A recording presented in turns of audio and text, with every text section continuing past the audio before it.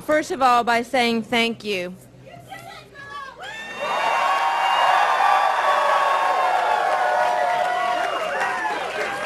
There are literally hundreds of people to thank and scores of elected officials and GOP leaders who put their confidence in me right from the very beginning, and I'll probably miss a few, but there were several who stepped up right from day one, including my very good friend Bob Ott, Joanne Burrow, Terry Null, Joe Gebbia and Bates Madison, Joe Lockwood, my hometown mayor Jerry Wood. And I need to thank, on April 18th, I said to everyone that this was going to be a very, very tight race. It was going to be contentious, and it was going to require all hands on deck. And that's exactly what we had. From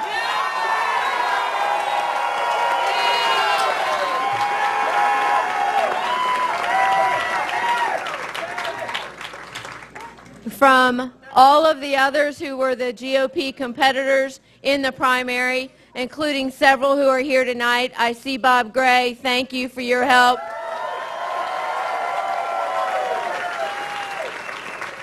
Every single member of the Republican Georgia congressional delegation, our constitutional officers, the legislators, Governor Nathan Deal and First Lady Sandra Deal, Senator Perdue, Senator Isaacson, and my very close friend, Senator Saxby Chambliss.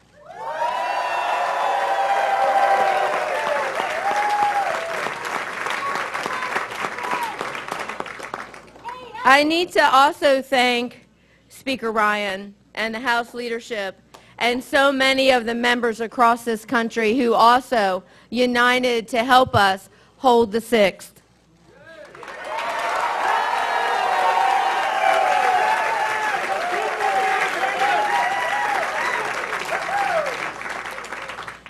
And a special thanks to the President of the United States of America,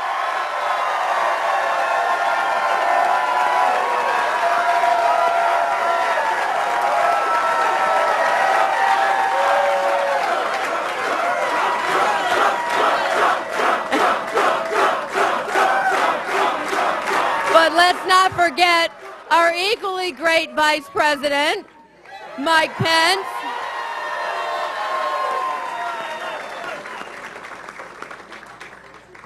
And I think it's appropriate to take a minute to acknowledge a new friend that I was able to make over the course of that campaign, and that was Majority Whip Steve Scalise.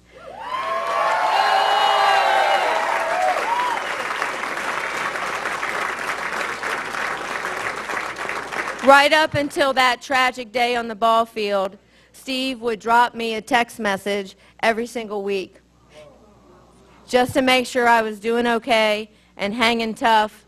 I think he even called me the Terminator in one of them. Wasn't sure about that one, Steve, but hasta la vista. Let me just tell you. But really and truly, what happened on that ball field was a terrible tragedy. And we need to all continue to lift up Steve and the others who were injured that day. And we need to also lift up this nation so that we can find a more civil way to deal with our disagreements.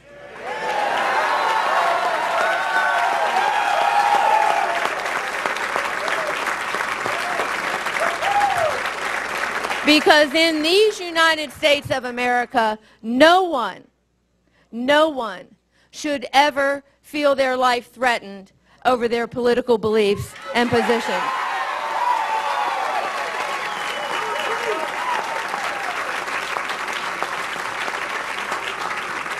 And I say that, ladies and gentlemen, in regards to both sides of the political aisle.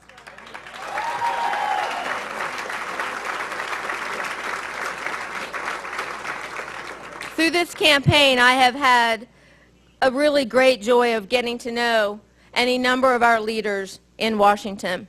And let me tell you, Even though within our own GOP family we sometimes have disagreements, these are fine men and women who are doing their level best for this country.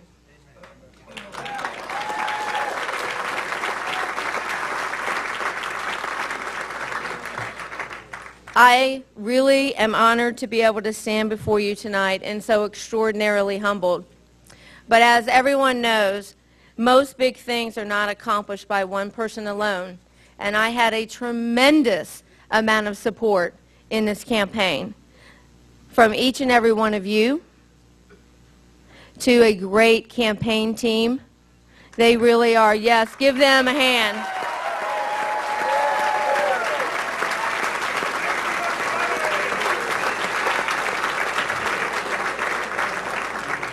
To individuals on the ground who put in countless hours knocking on doors and making phone calls in some of the hottest days ever, y'all. Whew. But through it all, everyone persevered. And then there's this guy. How about Steve Handel?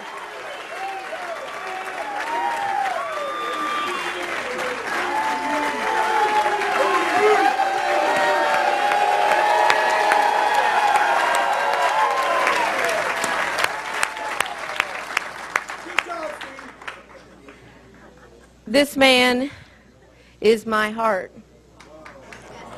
He tells you he's my #1 supporter, and I can tell you that in everything I have ever attempted to do in my life, he has been my #1 supporter. And there are no words to say how much I love you.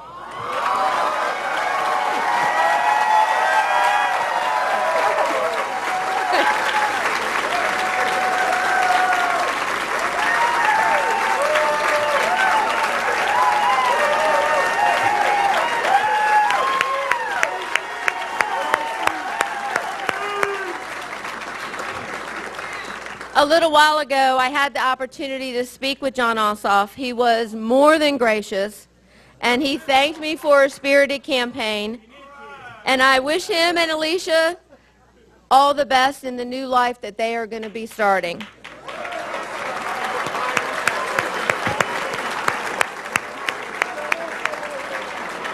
Now tonight I stand before you extraordinarily humbled and honored at the tremendous privilege and high responsibility that you and the people across the 6th District have given to me to represent you in the United States House of Representatives. I will do. We have had a legacy of tremendous leadership in the 6th District. Our very own Tom Price, who's now Secretary of the HHS. Now Senator Johnny Isakson. And former Speaker Newt Gingrich.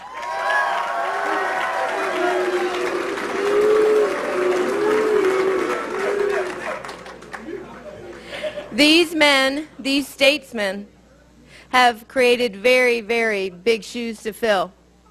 And I will do my level best to live up to the standards that they have set. To the John Ossoff supporters, know that my commitments, they extend to every one of you as well. We may have some different beliefs, but we are part of one community, the community of the 6th District.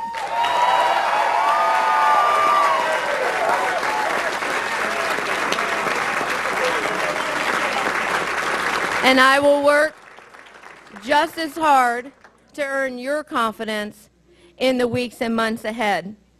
And I give every Georgian this promise. My promise is to work every single day relentlessly to make our state and this country a better place.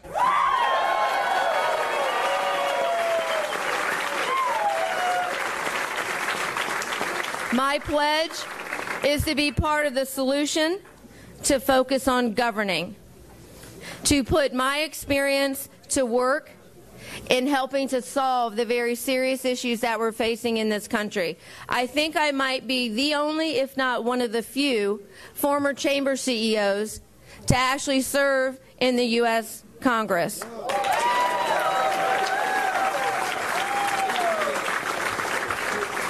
And I know I'm one of the few who have come out of local office as a former county commission chairman, and I'm also one of the few former secretaries of state.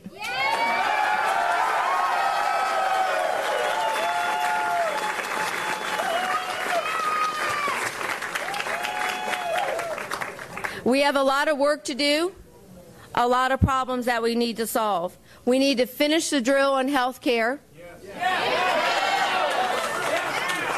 We've got to do a better job for this economy so that we can create more jobs and better paying jobs. And we've got to do more for creating jobs, especially in the small business community.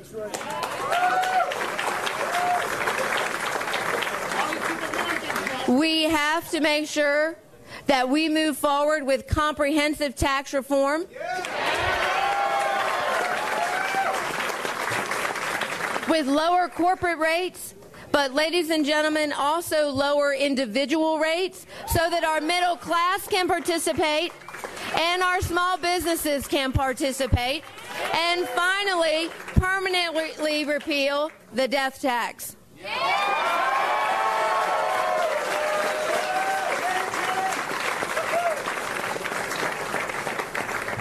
And to our veterans in the room,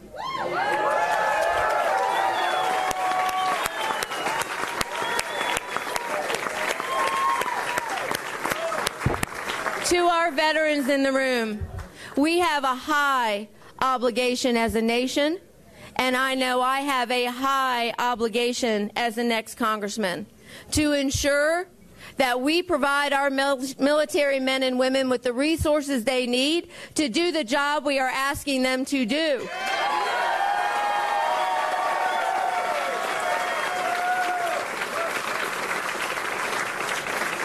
And that obligation extends when their tour of duty is over to them and to their families so that we meet our commitments to them.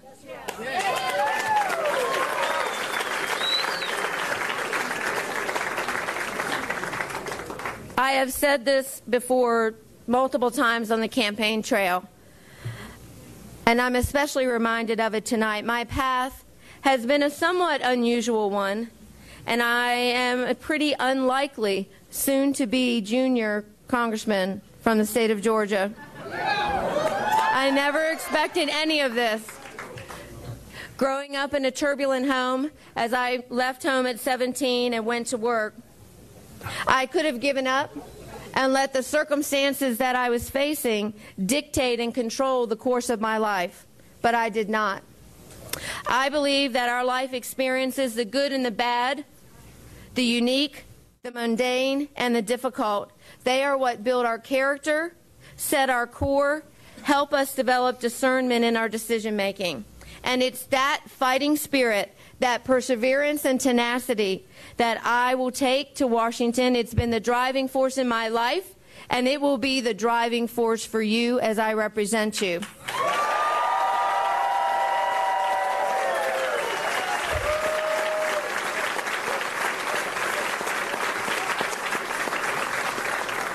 So very many people have lifted me up in the tough days of my life. But when all is said and done, I know that it has been a great God and a truly great nation that afforded a young girl the opportunity to grow up and be whatever it was she wanted to be.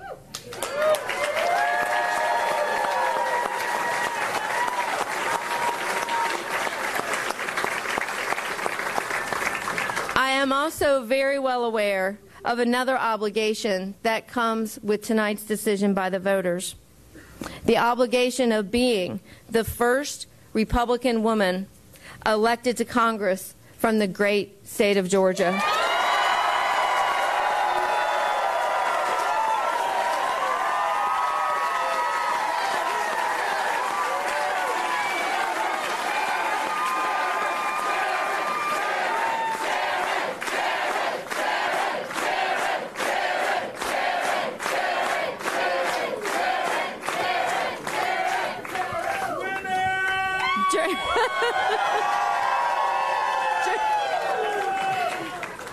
During the campaign, I met a young girl named Sophia. She was at one of our very first rallies right after the April 18th primary. Sophia is a beautiful 8-year-old girl, and she had been following the race and told a mutual friend how much she thought that I should win. So I talked to her a little bit, and here's what she said to me. This is an exact quote. "Karen, if you can win, it says to every 8-year-old girl that she can do it too."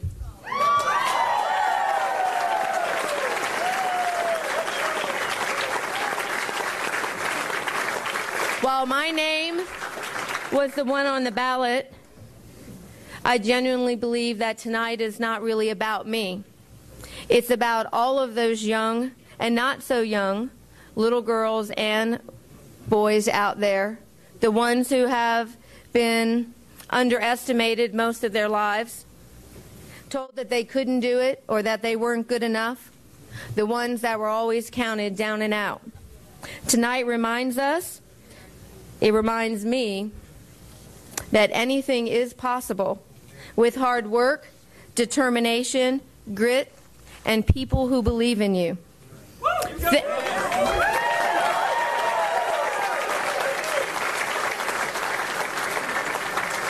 Thank you for believing in me.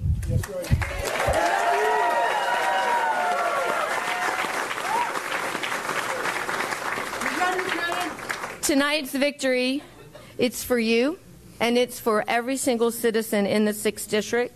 It's for every single person with a dream. Someone gave me a bracelet a few years back, and it said something that I remind myself of every single day. She believed she could, so she did. Well, friends, we did.